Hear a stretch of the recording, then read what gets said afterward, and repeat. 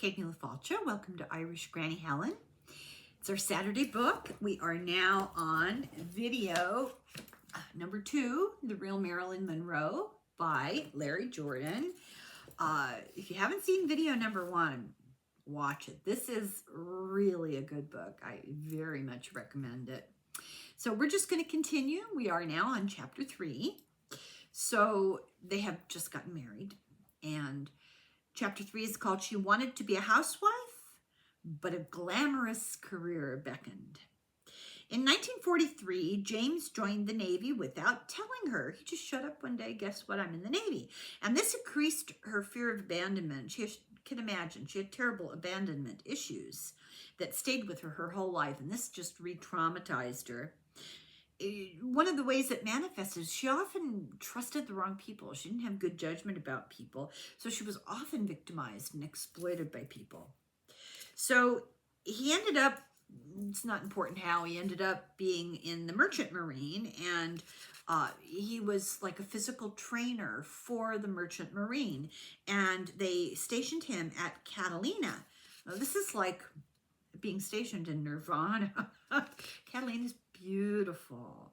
It's an island off San Pedro, off LA. It's a, what would you call it, a resort, you know, a vacation spot, and it's just beautiful. They lived there on this island, both of them together, while he was working as a trainer for the Merchant Marine. The island is owned by the Wrigley Gum family, and they keep everything perfect. Because it was a resort, she saw many Hollywood stars and met many of them later. She was beautiful, and she attracted a lot of attention from the military guys on the island. Some of her letters were first published in 2010, and it revealed her real feelings about her marriage. Now, keep in mind, she's what, 17 at this point? She was insecure, and she did say that James was one of the only men in her life that she wasn't repulsed by up to that point. In 1944, she physically met her half-sister Bernice for the first time. They'd been in communication. Jimmy got shipped out, and before he left, they had a huge falling out. She really wanted to have a baby, and he didn't. He didn't want the responsibility. So while he was gone, she left Catalina, because why would she stay? And she moved in with his mother in a place called Valley Village. I don't know where that is. It's it's an LA area. She got a job at a defense plant, because remember, this is during the war, and she too was exposed to toxic chemicals like her mother, which was kind of interesting. She got discovered when the Army came in with their picture unit to take photos of the plant for propaganda purposes, I guess. And who is that girl? The photographer got her to repose around California for 2 weeks, which skeeves me out, because I think of the dating game killer, who was a photographer, got convinced young girls to go with him, and then, killed him. But this guy was on the up and up, and she wrote about it and said, he is strictly business, which is the way I like it. And they went all over the place and got all kinds of different pictures of her and got her on the cover of Yank magazine, and then in Stars and Stripes, which is the military magazine. Modeling actually cost her money, because she had to buy, the hair and the makeup and the nails and the clothes. It cost her money. But the camera loved her, and, her mother-in-law did not approve. Jimmy came back, and she and Jimmy moved. Her pictures got her into a modeling agency, and the first person who saw her at the model agency said, oh, she'll be on the cover of something someday. She signed with the agency in 1945, and her first job was working a booth at a steel company exhibit hall as a hostess. She had to be talked into bleaching and straightening her hair. She had extremely curly hair, and it was kind of, that California blonde where it's blonde towards the bottom and dark at the roots as the weather changes and you're exposed to the sun all summer, but then in the winter, you know. So she had to be talked into bleaching it and straightening it and shortening it. She had no experience modeling, but she was eager to learn, and she took all jobs, every job, any job she could get, she took. It was difficult for the photographer to sell her pictures, even though everyone thought that she was a natural, that she had a certain something. But, you know, she was very girl next door, and they had trouble finding her. But she got 34 covers in the first 6 months. So it doesn't seem like it was that bad. She posed well. She said it was like acting. She was called a nice, friendly girl. She was on hundreds of magazines globally. They were aggressive about getting her out there. She did a nude modeling for an artist who painted from photographs for a calendar. Like Norman Rockwell would take a photograph and then take it home and paint from the photograph. This guy who did calendars did the same. You know, pinup girl calendars were popular then. So that's what she did. She looked very different from one picture to the next. It's interesting. She could assume, like a chameleon, different appearances and appealing looks. And she was on a lot of men's magazines. You know, men's magazines. They were geared towards, you know,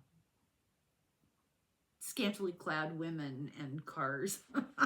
We're not talking like Playboy, but you know, they had women's magazines and they had men's magazines. In 1945, at the age of 19, James went to sea, and she met a Hungarian photographer named Andre Didien, and he fell in love with her hook, line, and sinker. She confessed to him she didn't really love Jimmy anymore. She went away with this guy, Dien, to do photographs, and they went all along the coast of Southern California, Oregon, and Washington, and she talked Jimmy into saying okay about it, being okay about it, by telling him that she'd get paid enough to fix his car. The photographer guy said she was never late to get her photograph taken, that she was sweet and frail, that between shots she would sleep in the back of the car a lot.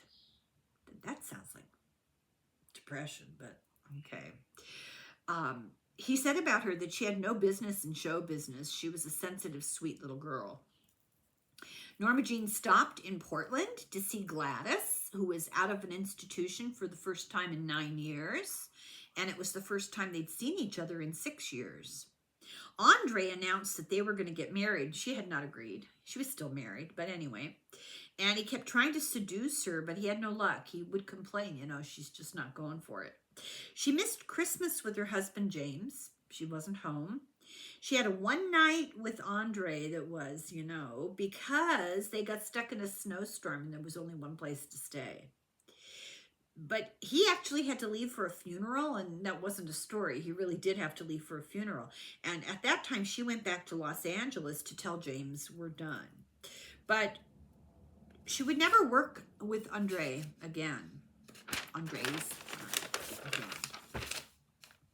In 1946, James got shipped out again with the Merchant Marines, and she continued photo shoots and really wanted to do a screen test. She got an agent, she signed a contract, and he told her get a divorce because studios are really reluctant to hire married women. So Gladys begged her to get Gladys out of an institution that she was back in, and Norma Jean did.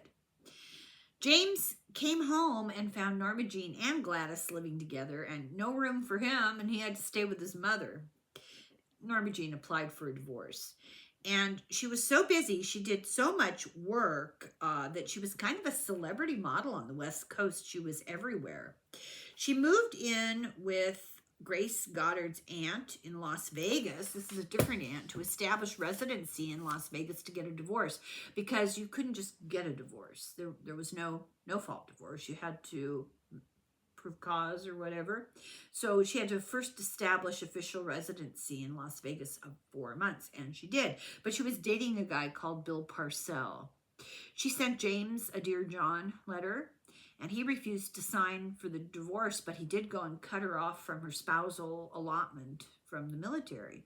So she had a lot of financial difficulties and had to borrow from Aunt Anna that she had been living with. Then she was ill, and there really were not any details. I don't know what it was wrong with her. Norma Jean was. Eventually, Jimmy signed the divorce reluctantly. She didn't want to remarry. She told Andres no. She had a boyfriend, and it's unknown at this point. It was no longer Bill Parcell, but she had a boyfriend. Nobody knows who it was. Chapter 4, she gets a movie contract. So she interviewed with Ben Lyons of 20th Century Fox. It was a real lucky break. So this is how this happened. I thought this was such an interesting story. Howard Hughes saw a photo of her in a men's magazine while he was in bed recovering from a near-fatal plane crash. He called RKO. He owned RKO. He called them and said, "Find that girl, give her a screen test." So her modeling agent called Lyons. This is very clever. They played this very well. The modeling agent called Lyons, who worked for 20th Century Fox, and told him, "You have an opportunity to beat Howard Hughes here for this girl. You could sign her first. Why don't you meet with Norma Jean and see her, because you'll want to give her a contract." So she happened to be in Los Angeles. She ordinarily would have been in Vegas still, but she happened to be in Los Angeles, and she rushed over to 20th Century Fox, didn't even have time to do herself up. And he said she reminded him very strongly of Jean Harlow. He had dated Harlow. He knew her well. So her agent says to Lyon, "What about that test?" And he says, "Well, you know, these things take time." And her very astute agent said, "Well, you know, Ben, you better hurry up because we're out the door here. We're on our way to RKO." So usually the Lyons would have needed the okay of Daryl Zanuck, who was a big, gigantic control freak.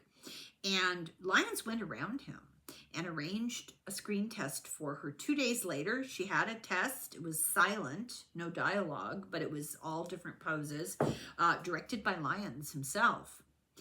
At the test, she met a guy, a makeup artist named Alan Whitey Snyder, and he created her look eventually, and they became close friends and work partners for life. Lyons sneaked her test into a reel of dailies that Zanuck was watching. And, he's watching dailies from movie shoots. Boom, all of a sudden, Norma Jean's on the screen, not saying anything, posing and everything. He says, "Who is that girl? Sign her up now." And she got a 1-year contract, $125 a week. She signed August 26, 1946, but she was not 21. She needed a legal guardian. The lawyer for 20th Century Fox signed a petition for her to get a guardian, and Grace co-signed. So she was okay. And then she went out and celebrated with Bill Purcell. So I guess she was still seeing him. And she began to prepare for a movie career. Even this wasn't a movie career yet. She just got signed, but she started to treat this very, very seriously. As Ben Lyon himself marveled, she would take dramatic lessons for 3 hours, have lunch. After lunch, she would take dancing lessons for an hour, singing lessons for an hour, fencing lessons for an hour, go back on the lot and ride horseback. And I said to her one day, "Why do you work so hard? The other kids that are under contract, I call sometimes at 11 or 12 and they're still sleeping from being out the night before." And she said, "Well, I work hard because one day maybe opportunity will knock and I want to be prepared." Let that be a lesson to all of us. She moved to the Studio Club, where rent was $12 a week. It was a chaperoned movie business, woman's dormitory. No men allowed. They were only allowed in the lobby to pick up a date. There was a curfew. They offered classes in the performing arts on site. They hosted social events, and they gave access to these young women 2 meals a day, They could use sewing machines and hair dryers. They had access to laundry, typewriters, practice rooms, a stage, and a sun deck. And there's a little list here of actresses who she actually was around when she lived there, or over the years. Ayn Rand, Donna Reed, Kim Novak, Maureen O'Sullivan, Rita Moreno, Barbara Eden, Janet Blair, Gail Storm, Linda Darnell, and Dorothy Malone, to name a few. Norma Jean met with her half-sister Bernice and Bernice's daughter at the Burbank airport, and then they got together with Gladys, and they did LA. There's a whole description of all the places they toured. Later, she said, I didn't have a normal mother-daughter relationship, and I never had a permanent home. It's pretty sad. September 13th, 1946, she was in Nevada for her formal divorce. The judge asked her what was the extreme mental cruelty. And she said, well, he objected to her working. He made fun of it. He criticized her. He had rages. He left her 3 times. She got her divorce and his 1935 Ford Coupe. She caught the eye of Fox co-founder Joe Schenck, who was 70 years old. Now, this was always a source of gossip, but it's not what people said. She became a frequent guest at his Sunday dinner parties.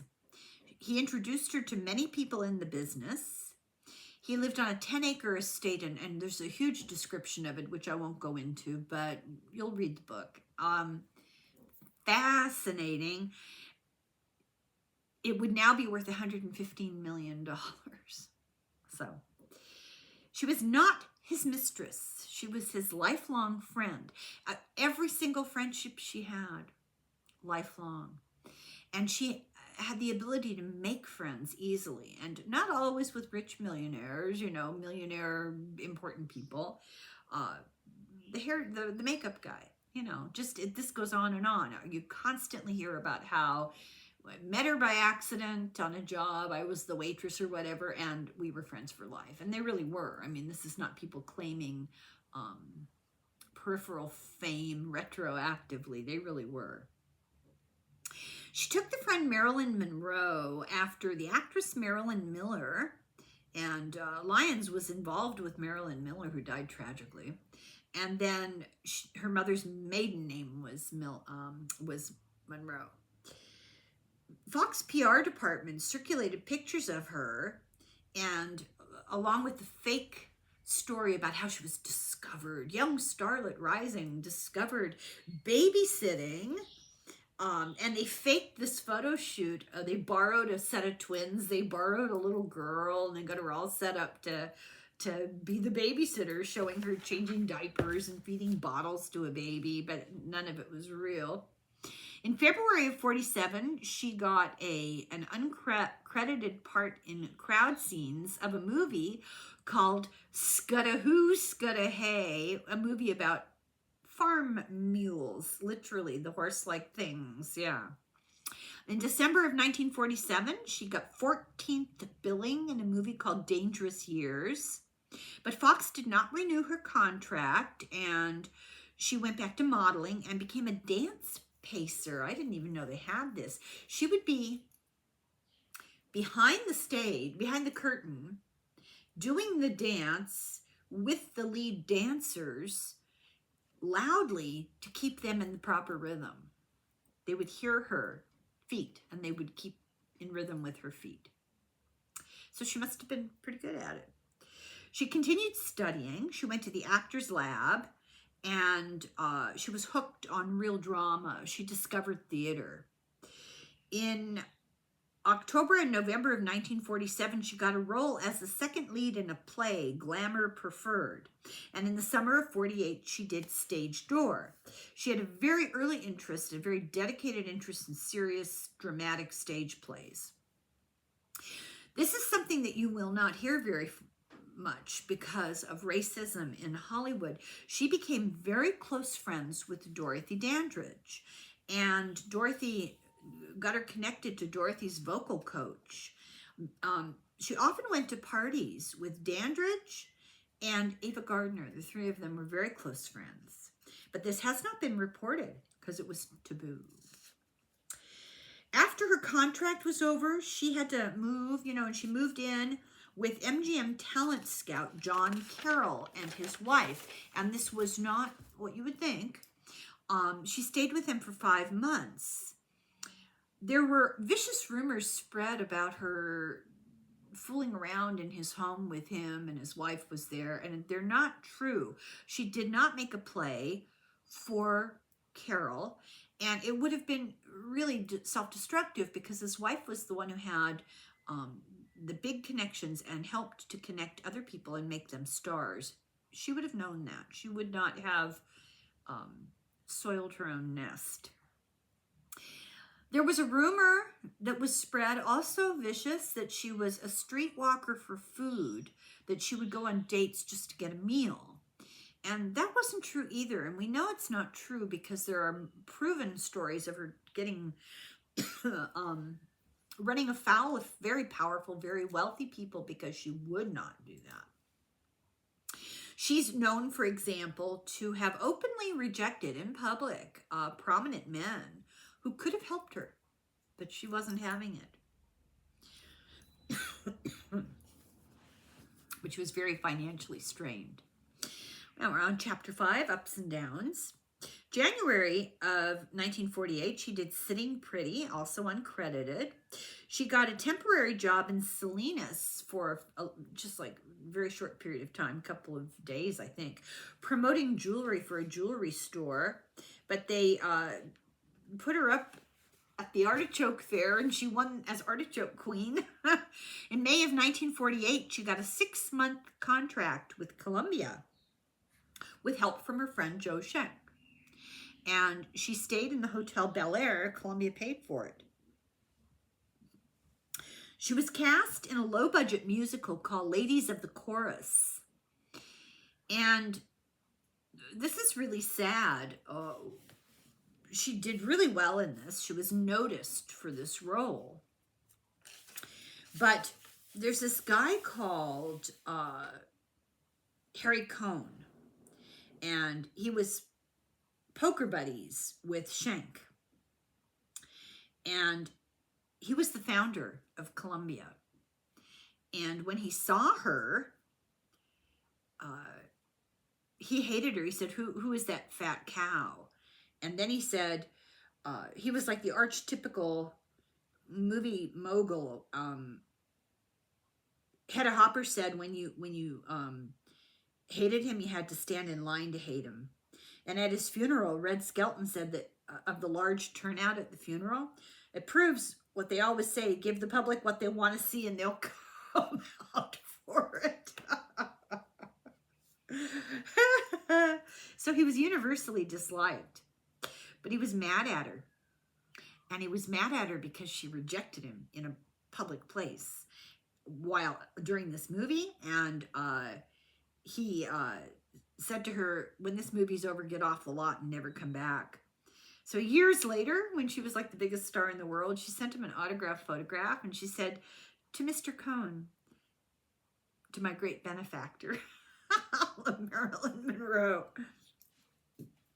In the movie, she sang 2 songs, and she also met Jean-Louis Berthaud, who was a popular designer, and he became her clothes designer for life, including that famous sequined dress that Kim Kardashian couldn't properly fit into. In June of 48, she was an extra in a square dance in the movie Green Grass of Wyoming. I liked that book when I was a kid. It's a good book. I don't remember what it was about, but it was a good book. She was a pinup that Gene Autry sang to in a Western. So he's in a barn or something, and there's a pinup on the wall of Marilyn Monroe when he sang to her. She wasn't known yet.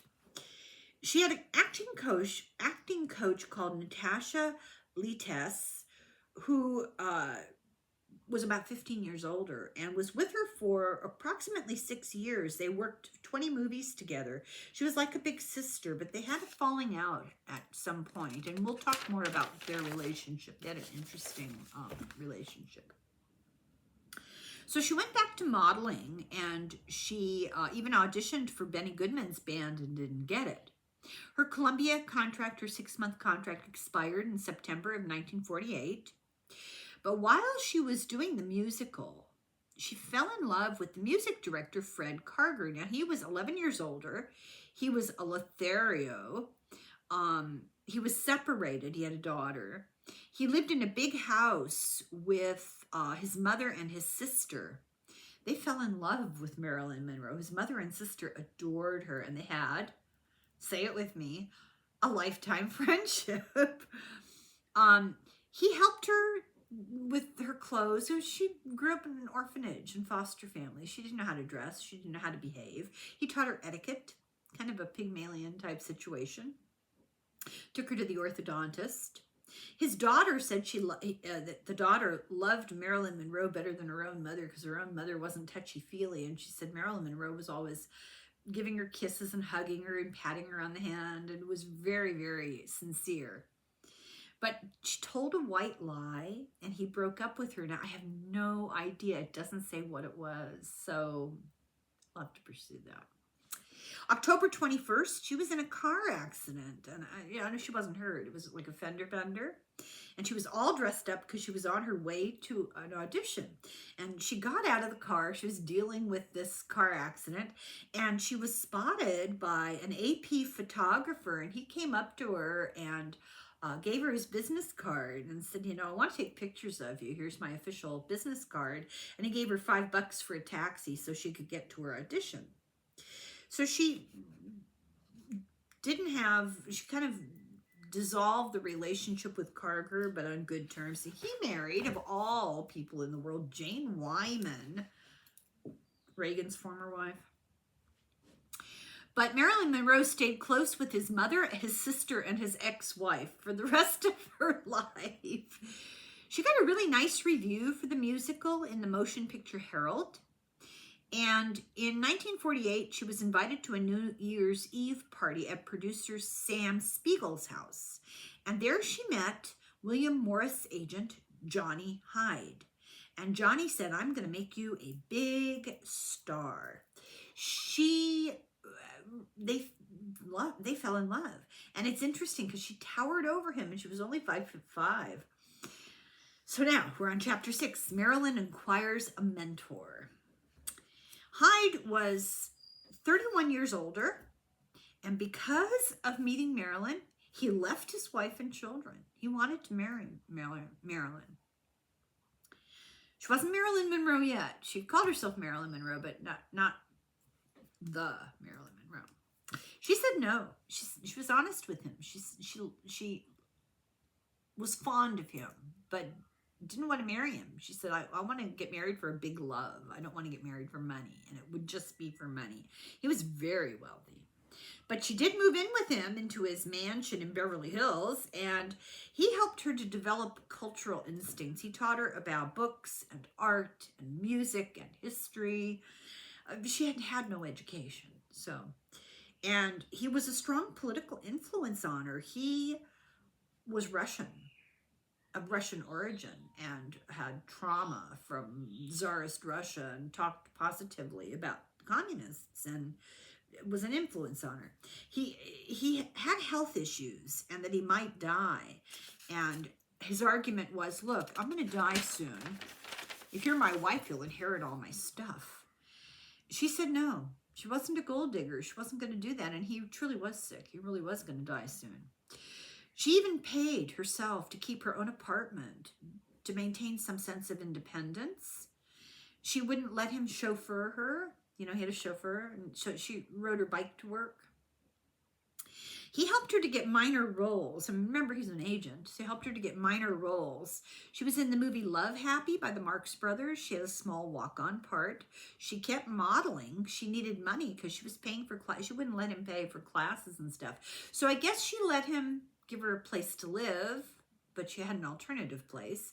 And she let him buy clothes and gifts and stuff, but she paid her own classes and lessons. She went to the AP photographer one day. She decided just on a whim to go by a studio, didn't have an appointment, and he had a model call in sick. She was no-show, and so Marilyn stepped in and did the shoot, and it was an ad for Pabst Blue Ribbon. It got her a nude modeling gig on a calendar, and she was really reluctant to do it. But the photographer's wife said, well, I'll go with you. It'll be okay. It's legitimate. I'll go with you. She actually signed the contract for this calendar picture as Mona Monroe because she didn't want anyone to know what she was up to. She got $50 for it.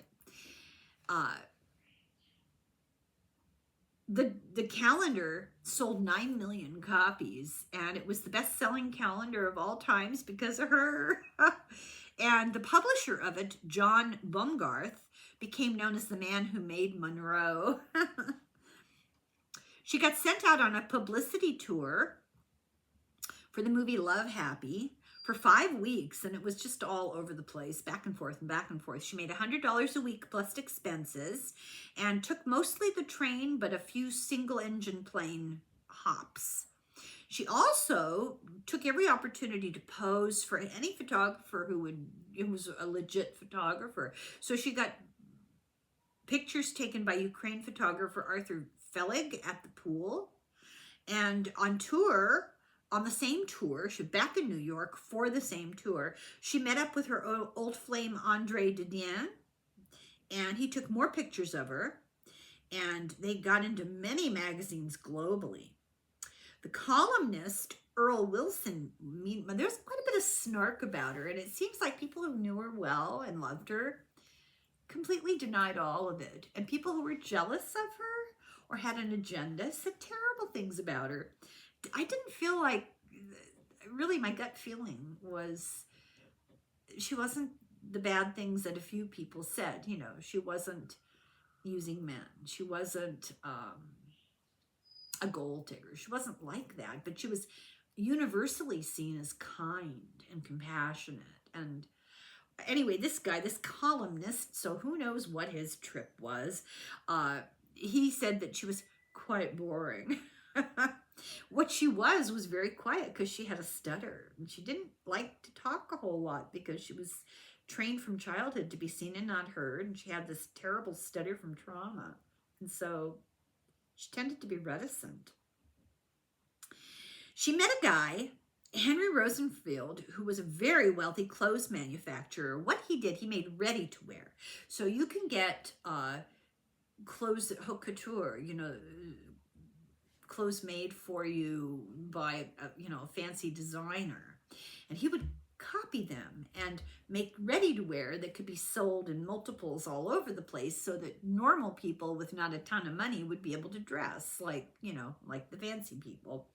And he met her. This is such a repeat story. These men that would meet her, now, hey, I'm leaving my family, I'm leaving my children, I'm in love with you. And very often she would say, look, no. But anyway, he wanted to divorce his family and marry her. He bought her many gifts, and he kept in touch with her all of the rest of her life. September of 1948, she got a small role in a movie called A Ticket to Tomahawk. And of all the young women who were in this movie, I guess it was egregious. She really stood out. Johnny Hyde, her agent, got her an audition with John Huston, Angelica Houston's father, for a role of the mistress of a gangster in the movie The Asphalt Jungle. And Houston said she was ideal, and he gave her the role, not because she was ideal, but because he got blackmailed into it. It's a great story. Her representatives ganged up on him. So first, one of her representatives, I forget which one, told Houston, look, she's going to cost you a lot less than that other woman you were thinking of. And then the Carrolls, that she had stayed with, they had boarded John Huston's horses. He had 23 stallions. I guess he was farming them out. And he owed them $18,000 boarding fees. And they told him, you hire her for this role or we're going to sell your horses to pay off your debt. And then Johnny Hyde, the agent, applied pressure on him. And it was just too much. And he said, oh, to hell with it. And he signed her. And she got the role at $350 a week. And I guess it went up to $1,050. So I don't know if that's cumulatively. It wasn't quite clear if that was what she made in total or if her weekly money went up or if she only worked 3 weeks. I don't know. But she gave the scoop about the movie to Luella Parsons, and Luella Parsons was grateful because this was a John Huston movie. And they actually became close friends for the rest of her life. It's getting to be old, huh? For the rest of her life. But she was extremely insecure. And I think this is really sad. She was so insecure. She needed Natasha, her coach, always on the set when she made a movie. And if they were doing a close-up of her, Natasha would hold her hand while they were doing these close-ups. She feared the loss of her physical beauty. She was obsessed with being good enough and a fear of rejection. And she wanted to improve her acting skills a lot because she wanted to be able to become a character actress when she was older. Now we're on chapter 7. She makes another small part memorable. She was very popular with the military because of all her magazine photos, and she often performed for them. She performed at the Marine Corps base in El Toro. She appeared on the set of Fireball, and I think this movie with Mickey Rooney that was a roller skating movie, I think. And this is where she met her hairstylist, Agnes Flanagan. Wonder what her background was. There's a really interesting picture. I should find this picture of her being, as I put it so adroitly in here, of her being leched at by by a guy during an audition for a stage show. He grabbed her collar and looked down her shirt, and this was not posed. Somebody got a picture, and she just looks, oh man, if looks could kill. I'm going to show you the picture.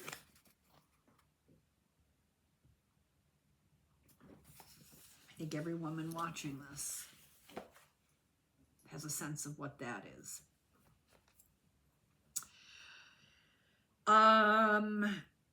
She did a movie called Right Cross where she had 20 words, no credits. She did Hometown Story, which was a post-war propaganda film about the American industrial, thing.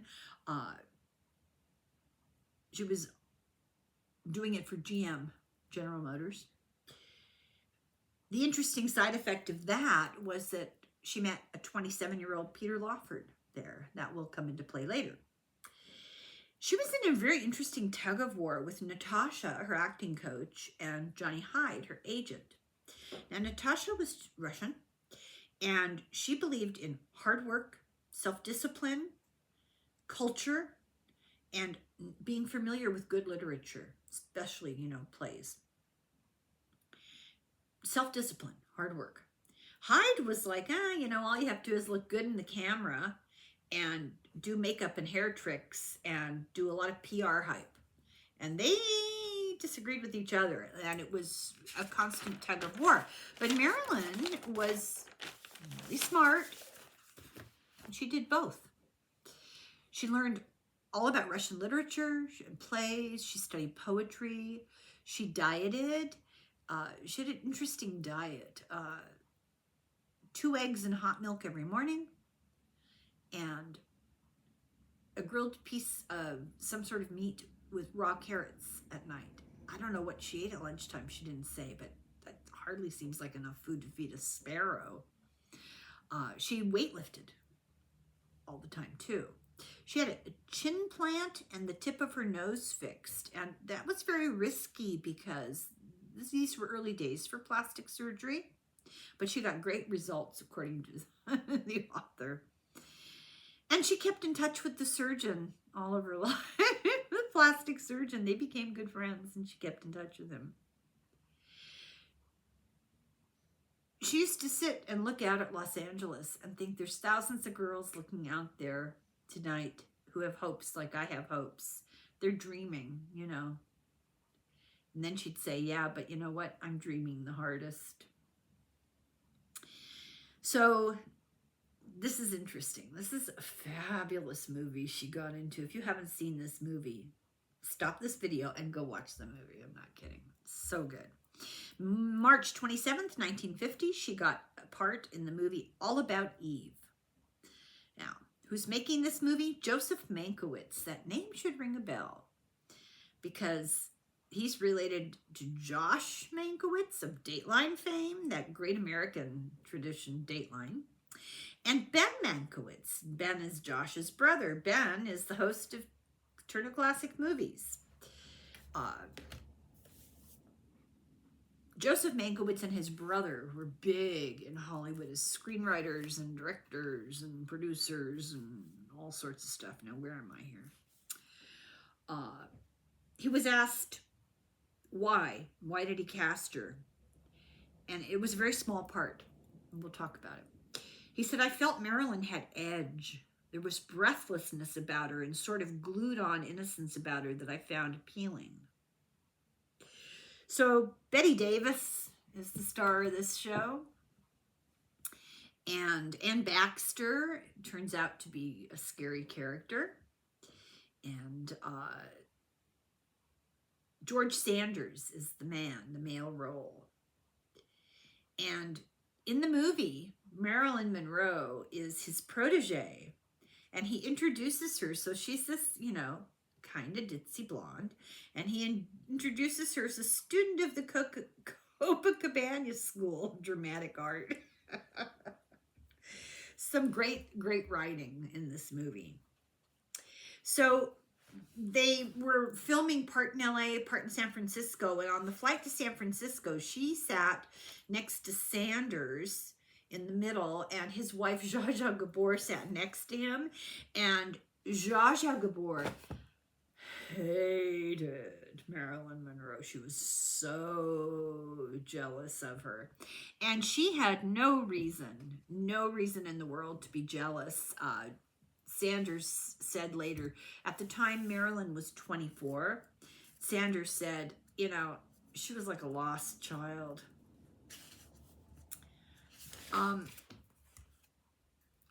But he began having lunch with her in San Francisco at the Café de Paris, which was run by Fox. Sanders reflected that she was very inquiring and unsure, humble, punctual, and untemperamental. She wanted people to like her. Her conversations had unexpected depth. She showed an interest in intellectual subjects.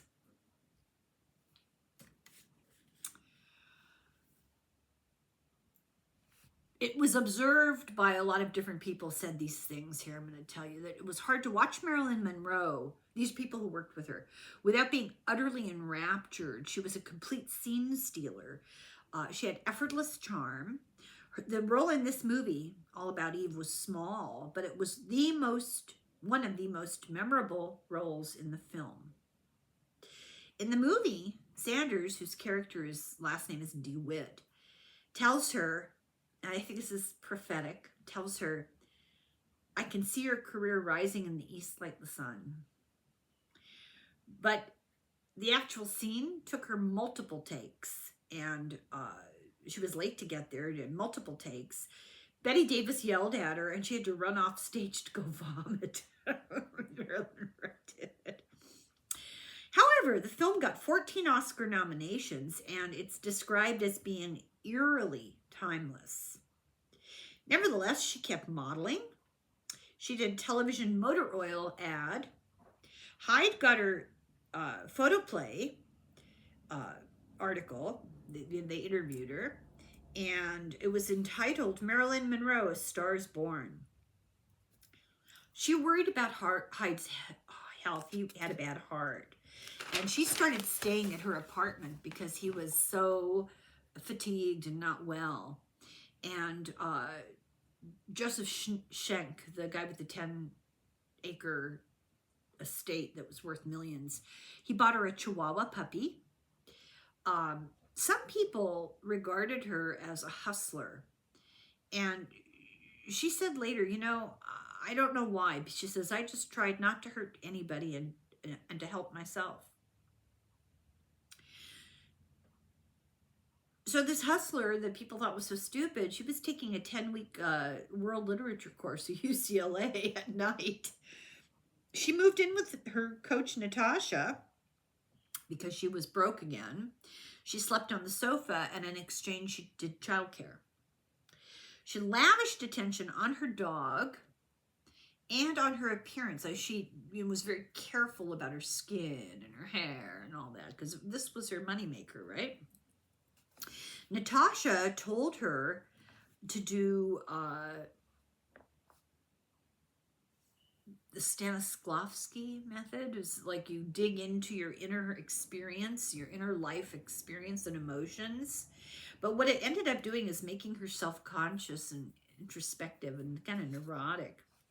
Natasha forced her to go and visit Hyde because he was in bed. He was in bed with a bad heart. She just had a hard time with it, Anyway, she made friends with the gossip columnist Sidney Skolsky, who was Hearst syndicated, and it was very useful to be in touch with this person. He was a hypochondriac and neurotic, and he self-medicated. They were kind of similar. They were both kind of insecure. They saw themselves in each other, but it was very platonic. She used to say later that Sidney was one of the first people to really believe in me, to have faith in my ability to be successful.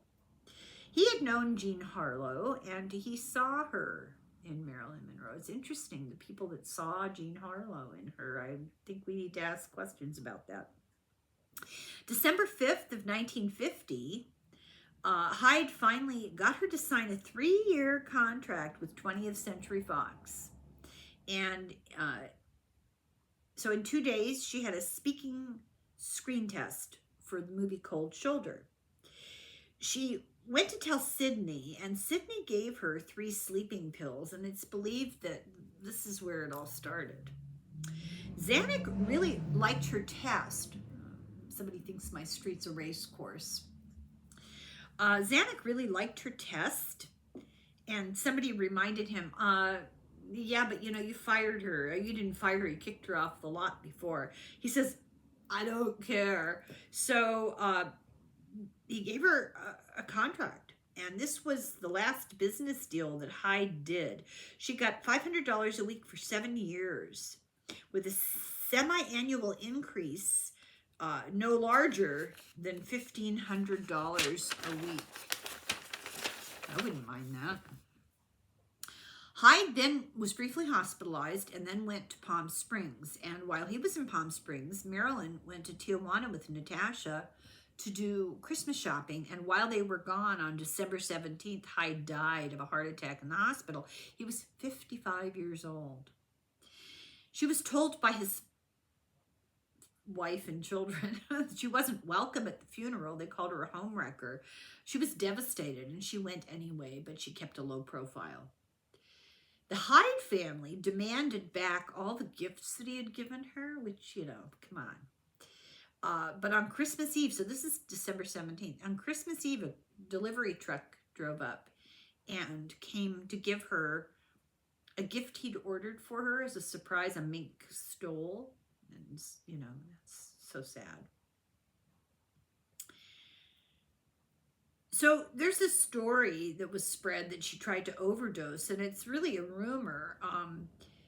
She said, no, I did not try to overdose. She says he had made certain that I had nothing to die for. Around this time, at the end of December, she was crowned Miss Cheesecake in the Stars and Stripes magazine and the girl most likely to thaw Alaska.